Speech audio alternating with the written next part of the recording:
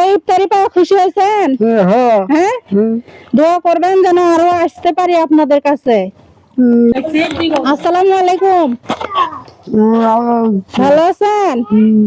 এর আগে যে আপনার একটা ভিডিও ছাড়ছিলাম। আসসালামু আলাইকুম। আমি আসলে এর আগে ওনাকে নিয়ে একটা ভিডিও করছিলাম, তো সবাই হয়তো দেখছেন যে গোয়াল ঘরের মধ্যে ছিল। ওনার একটা ঘরও নাই এবং উনি কিন্তু আসলে কেউ নাই ওনাকে দেখার মতো। একটা ভাই আছে, সেই দেখে।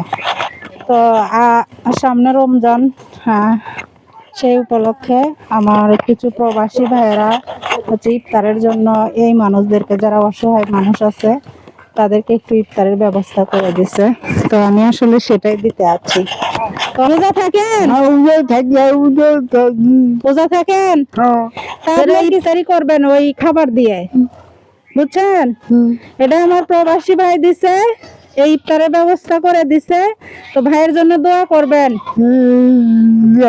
হ্যাঁ, যেন আরো বেশি বেশি আপনাদের পাশে দাঁড়াতে পারে। তো আমার এক প্রবাসী ভাই এই ইফতারের ব্যবস্থাগুলো করে দিছে। সবাই ভাইয়ের জন্য দোয়া করবেন যেন এই মানুষদের পাশে আরো বেশি বেশি দাঁড়াতে পারে এবং দেখতে পারে। তো এই জন্য আপনার বাজার আছে এই জায়গায়। এই ইফতারি পাওয়া খুশি হয়েছেন? হ্যাঁ, দোয়া করবেন যেন আরো আসতে পারি আপনাদের